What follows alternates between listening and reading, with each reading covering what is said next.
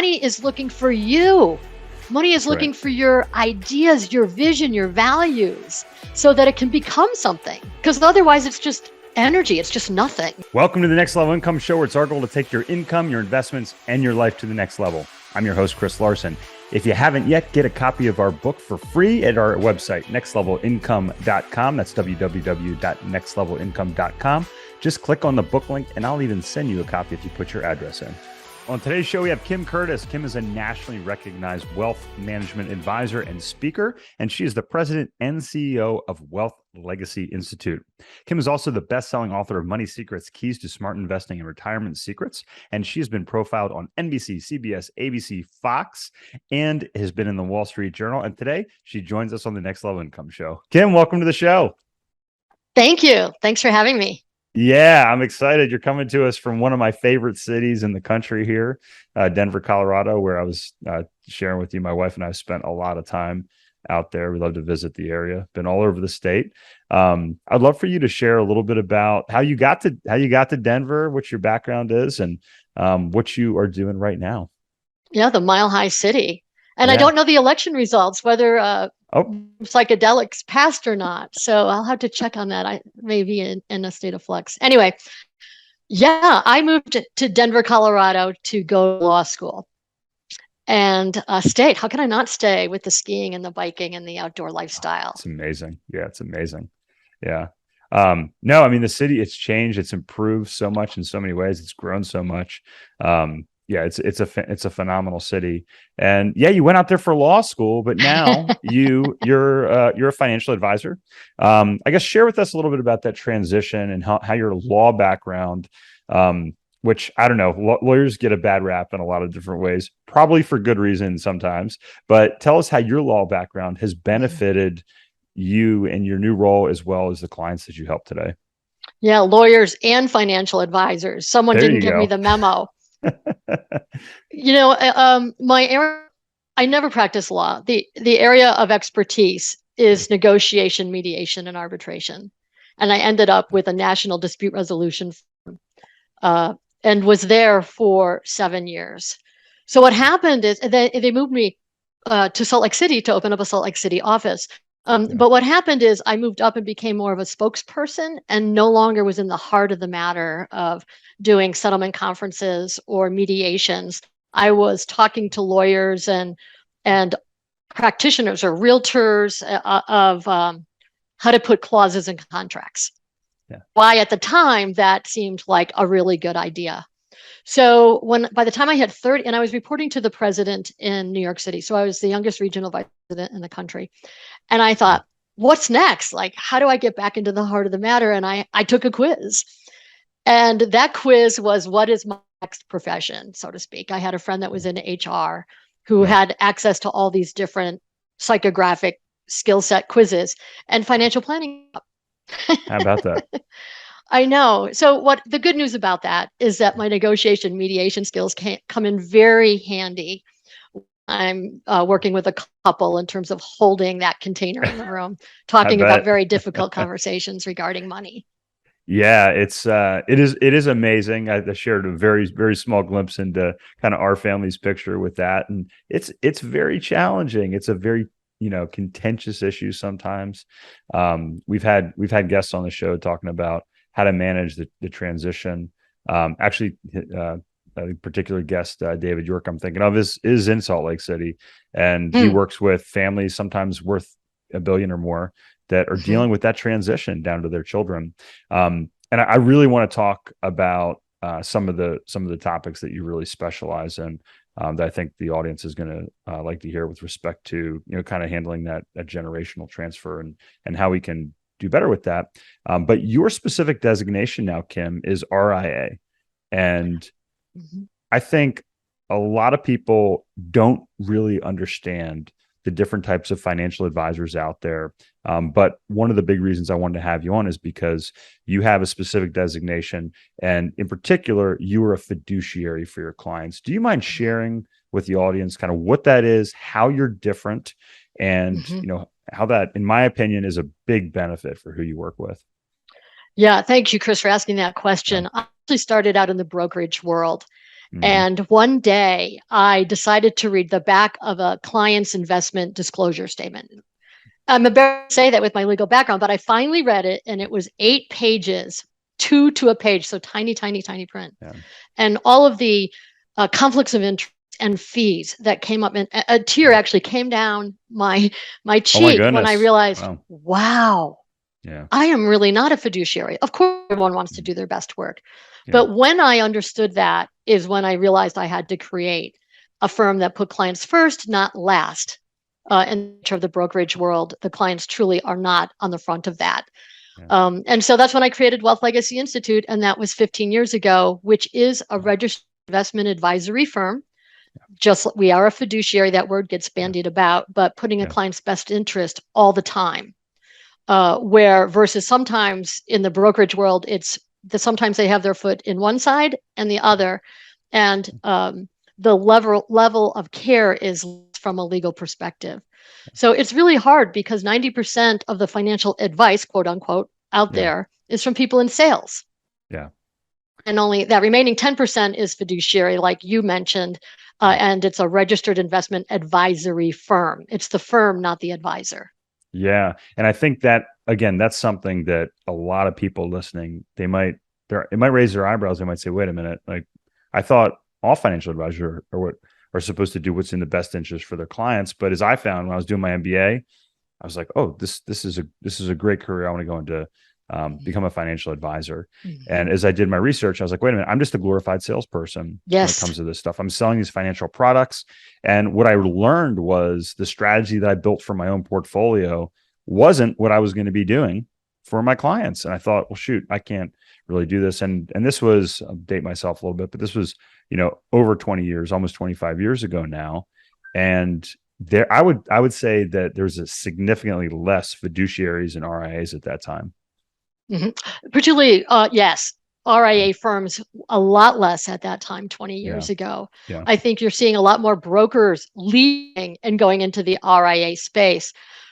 We have something, and Chris, we could talk about it or put it in the show notes, a fiduciary oath that if you're interviewing advisors, to have them sign this fiduciary oath that they're your fiduciary in all transactions, in all conversations. And if they don't sign it, walk away. But any advisor that's affiliated, with a brokerage firm, they are not your fiduciary. Yeah, and that's what's interesting is this kind of really came to light. So we do a lot of real estate syndications, and we got a lot of investors that reach out, and every once in a while we have a financial advisor that reaches out and says, "Hey, I have a client. I think this might be a good fit for her." I would say, "Well, that's interesting. Why are you doing this? Because it's not maybe you're not allowed to do it."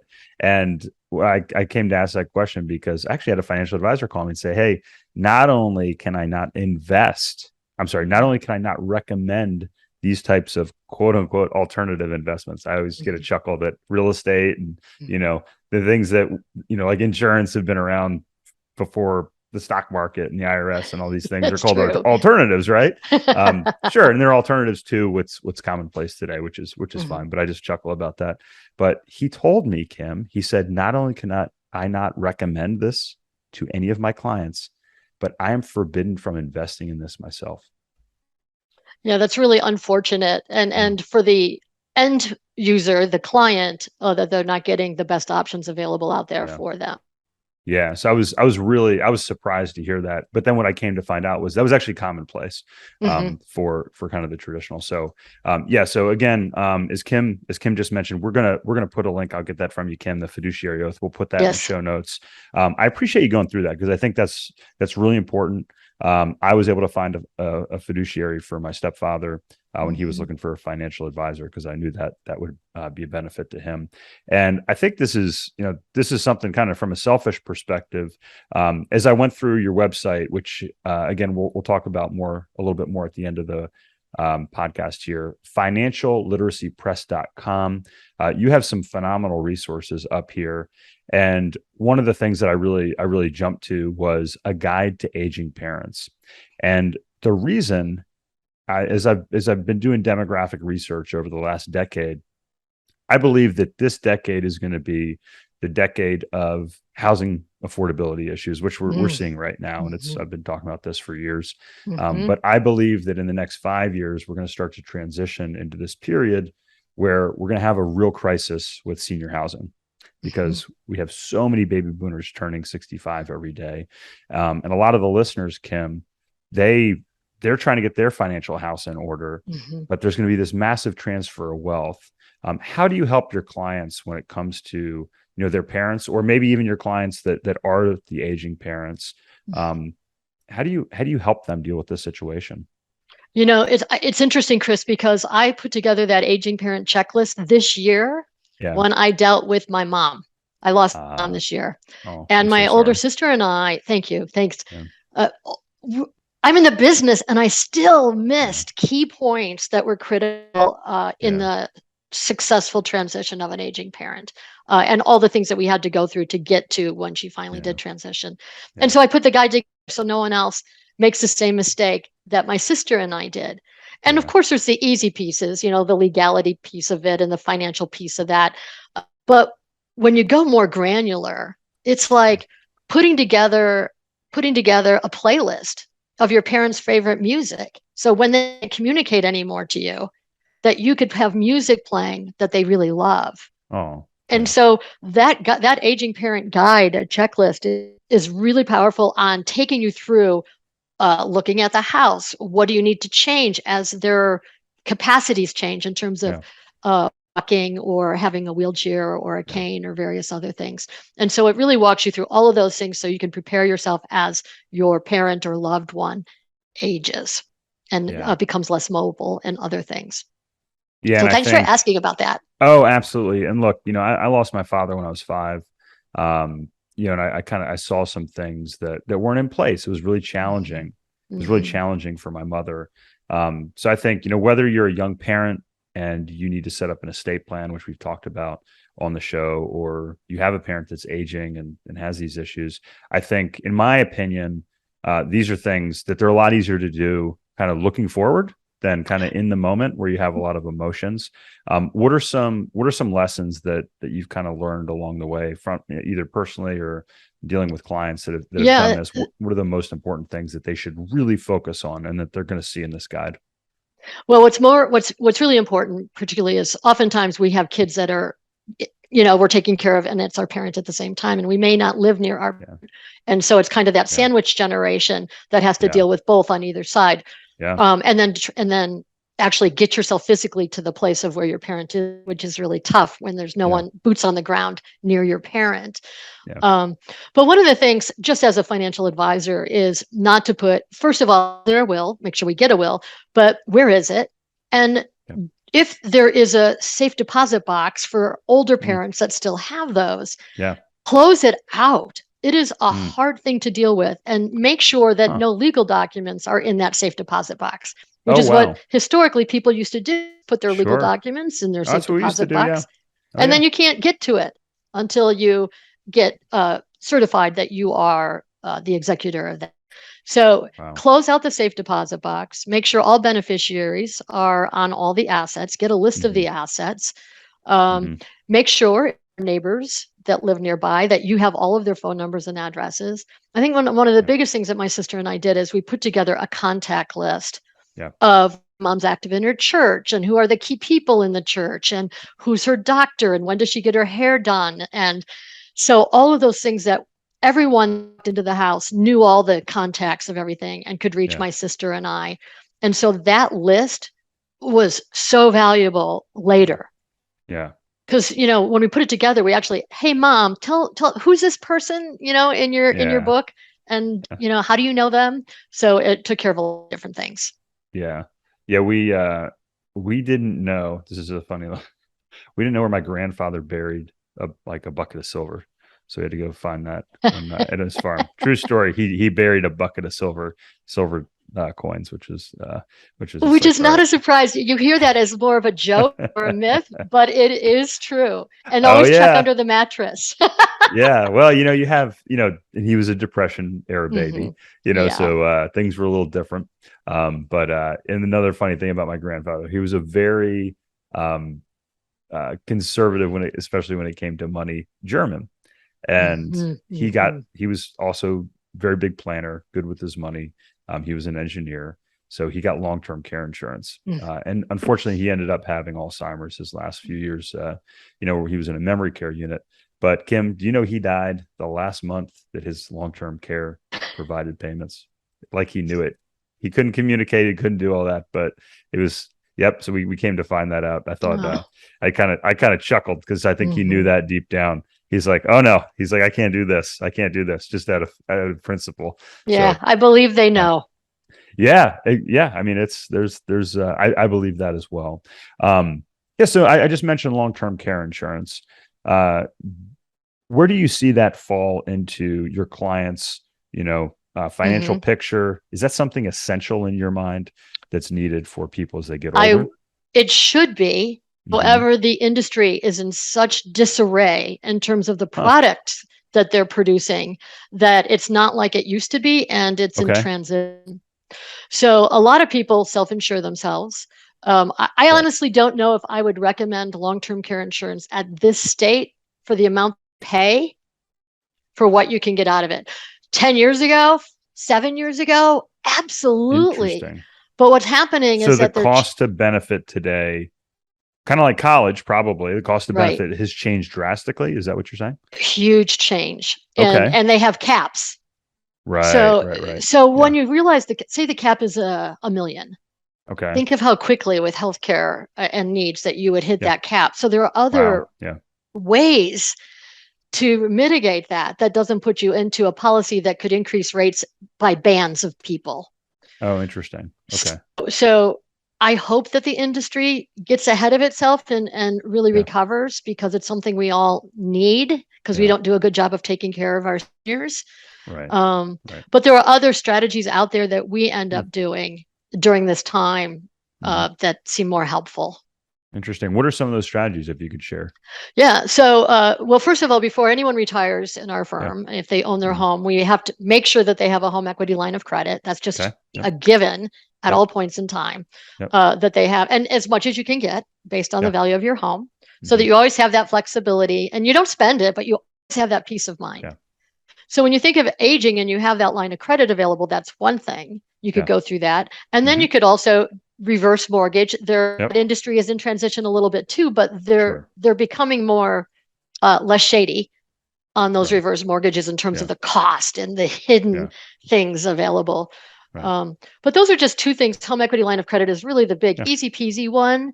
Yeah. And then, of course, life insurance policies that were purchased long ago that have Yeah. cash value in there, that Big fans of that. Yeah. oftentimes, when you have a high income earner, Hmm. a cash value life insurance that you can pump on, you can't have a lot of cash value and a low death benefit. It's a Right. corridor that works. Used to back in the 80s.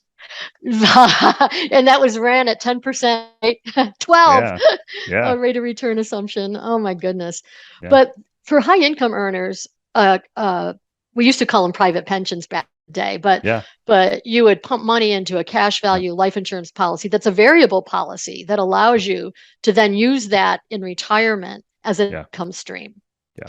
And No, that's we're another huge fans. strategy Yeah. that you have to, you have to manage it, but That's right. it's tax-free income later. You get a death benefit later. There's a lot of variables there that allow it for Yeah. high income earners to do really well in that space.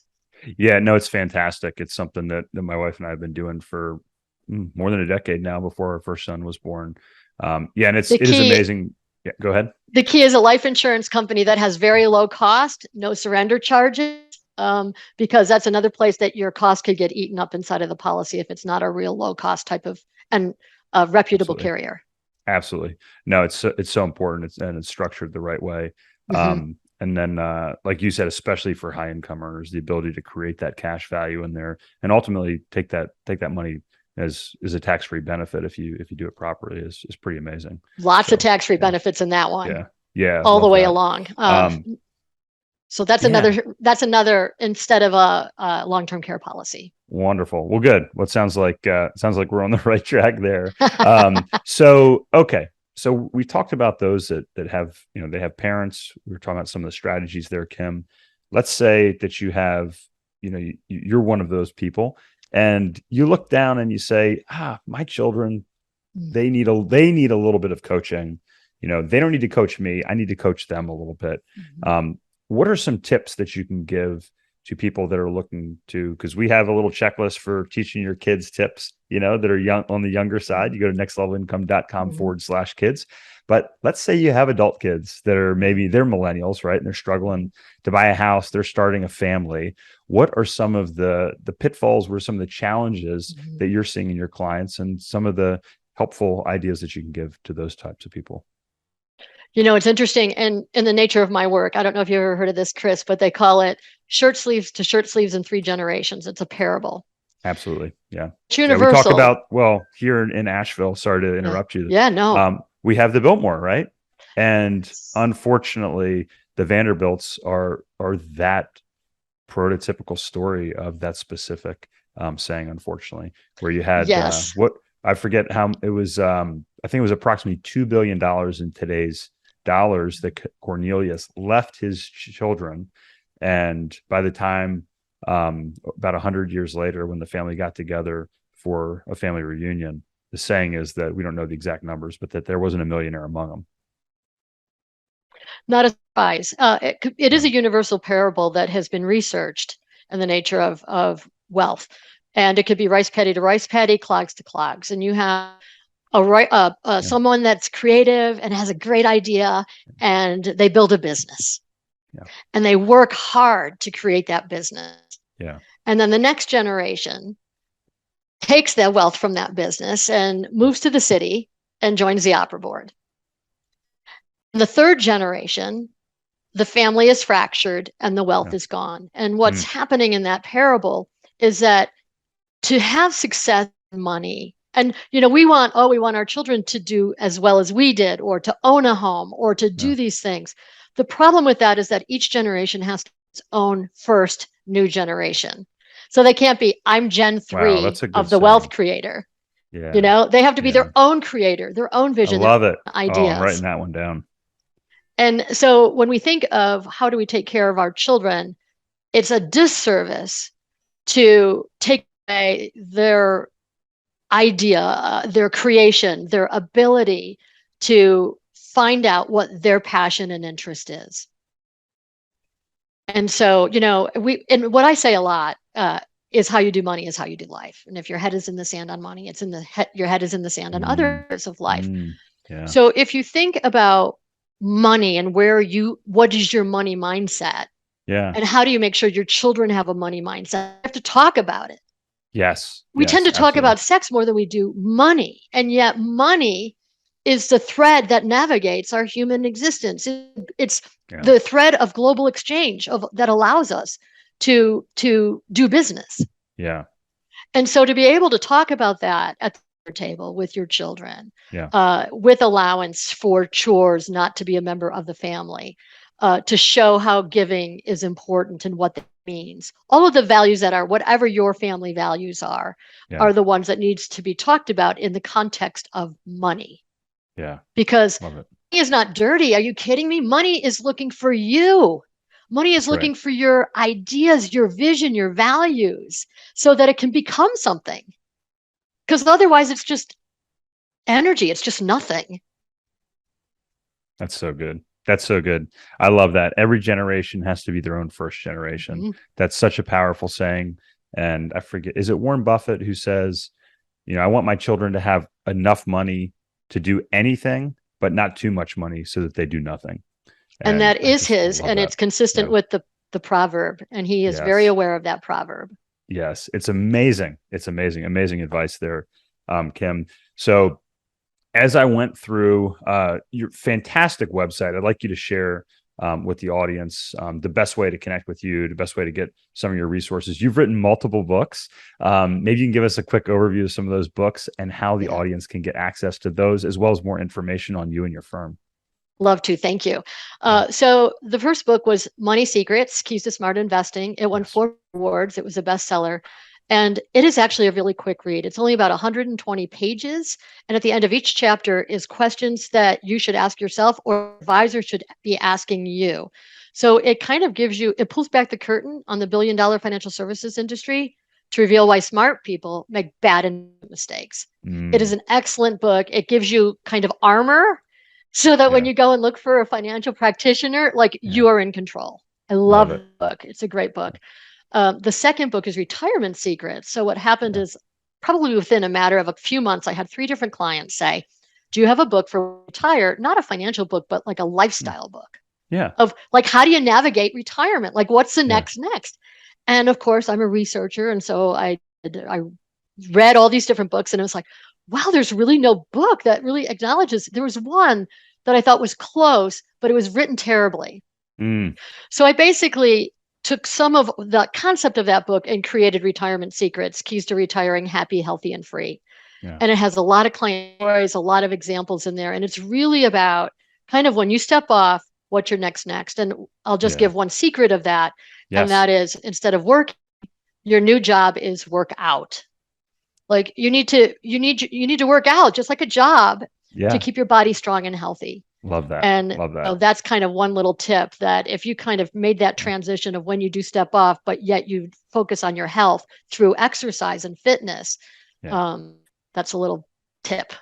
But there's lots of good things in there. It's really good. It's amazing. It's an amazing tip. We have actually my personal doctor is coming up on the next podcast episode. Cool. And we're going to be sharing some terrific tips. So if you're listening to this in real time, get ready for that as well. And that'll be a terrific transition here, Kim. You didn't know that was coming up, but talk about how you can not only increase your financial well-being, but also your personal well-being and your health span. Because look, let's face it, all the money in the world, it's no good if you don't have the health or the time to use it. So true. If I, Chris, could just say one thing, when you think of it's kind of like Maslow's hierarchy of needs, and at the base, it's like security, and at the top, it's altruistic, meeting. But in our firm, the bottom is managing money. Then it's achievement of goals. So you got to have a financial plan that's attached to it, because otherwise, when you have money without a goal, it's like archery without a target. Oh, yeah. But on top of that, there are 4 categories. On top of that is lifestyle, which is why this book, Retirement Secrets, was important. Because when you put money with a plan, you all of a sudden have peace of mind. You have a track to run on. You know what you're doing, so that you have space to actually live the life that's important to you. The pinnacle of that is impact or legacy. So it hit exactly with what you said in terms of why are we here? Well, we're here to work our way up this pyramid so we can do what we love, so that we could have dreams and visions and create businesses that serve the better good of the world. And that's what it's all about, is getting your money down as a foundation, not up here frenetic chaos. No. And it's achievable. So I hope all of your listeners realize that if they have a frenetic money, that they got to get a financial plan, tie it together so they could get up to the pyramid. Top of the pyramid, impact. Yes, I love it. I can say it better. I am not going to add anything to that, because I think that was just perfect. And it's what we try to do here at Next Level Income, is provide those resources. And you've done a wonderful job of helping our audience today do that. If you don't mind sharing one more time, where's the best place to find all these resources that we discussed, and how can our listeners get in touch with you?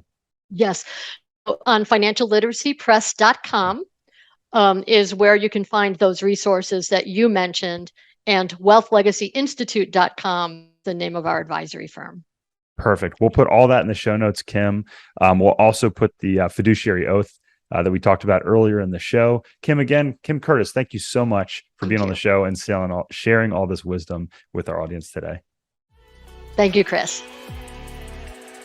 Hey, Chris here again. I hope you found this episode valuable. Now, I have one more thing to gift you. We have a page for my coaching clients where you can get a free copy of my book, as well as much more from previous guests on the show. Just check out nextlevelincome.com/coaching to get a free copy of my book, audiobook, and much more. I'll send you a copy of my book and cover all the shipping costs as a thank you for listening to the podcast. Also, please like, share, and take just 90 seconds to give us a rating on Apple Podcasts.